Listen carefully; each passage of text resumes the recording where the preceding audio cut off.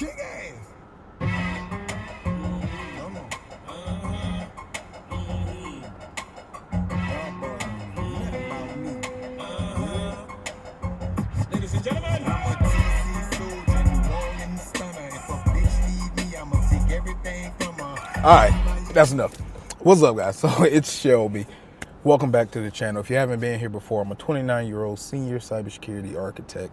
5 years ago, I was working at the help desk making minimum wage. So I make one weekly video to help you guys upgrade your cybersecurity career and just keep you protected from current threats. I hope to see you there. So let's get into the video, guys. I want to talk about the day in the life of a senior application security architect, right? It really breaks down into two things. Under those two categories is a lot of other subcategories, but we'll kind of keep it simple. Two categories. So your first category, right, and that's just being a shepherd of your SDLC, right? So let me let up this window. So assuming you have an SDLC at your company or whatever company you're working for, right, you need to be a expert in that SDLC. So whatever processes in that SDLC, depending, starting from the design phase, the development phase, the implementation phase, and then deployment, right? Whatever SDLC activities you guys have and whatever, in each one of those phases, you need to be an expert in that. And you need to make sure that you relay that information back to your engineering teams, which brings me into, another subcategory. Make sure you're the champion, right? So we have a concept called security champions. If you don't have one in your company, you better get to it, right? And the security champion, if you don't know what it is pretty much a liaison between you and the development team, right? So it's one security focused developer that is able, that you're able to train and kind of take under your wing on these security topics. And it makes it a little easier so you don't have to sit there and present your security ideas to, a development team of 50, 20 to 50 people. You can present your development ideas. You can present your security ideas to one developer, and he can bring those security tactics back to the development team and bake them into their development practices, right? So make sure you're a shepherd of your SDLC. Make sure you're cool with your security advocate or your security champion. If you don't have one, get one.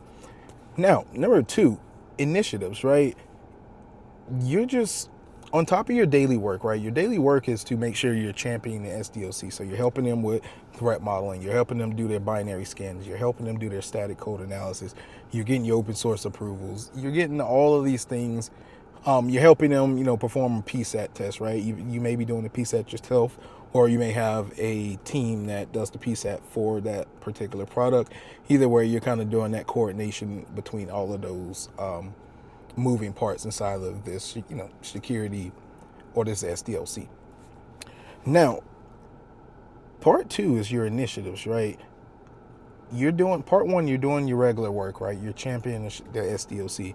You need to do initiatives, right? So some initiatives may be, for example, if your company is certified, right? Getting your company certified to, ISA 62443, or making sure all your products are RED certified or CIA certified. Doing different initiatives to make sure that the company as a whole is secure, not just the products, but you want to make sure your company as a whole is running in a secure manner, right? So some of the initiatives that, I work on is, for example, ISA 62443-3, right? And so that has to do with industrial automation controls. So classifying projects or classifying products, see if they fit under that ISA 62443, and then getting them certified, right? So that means becoming familiar with the standard ISA 62443 is asking for, looking for what we have in our products and identifying the gaps there, and then closing in the gaps, right? Help that team close in the gaps. For example, you may not be doing the work yourself, but you are championing the teams to make sure that they actually get that work done so they can get certified. Man, I am not I'm in the sun now. Guys, I'll probably do like a real in life, day-to-day type thing, like a day of, but those are just some of the duties that you would do as a AppSec architect, right? Like I said, it depends on where your company's at and its maturity level, in the cybersecurity process, right? You may be doing more, you may be doing less, but in a nutshell, that's what you're doing. And just to recap, you want to make sure you're an expert in the SDLC. You want to make sure you're an expert in your soft skills, meaning you need to be the person that the development team run to for any security related issues. So you need to make sure that they're comfortable with you to be able to do that, right? So take that how you want, right? I know us at security, we like to come in and say, you must do this. This is the law.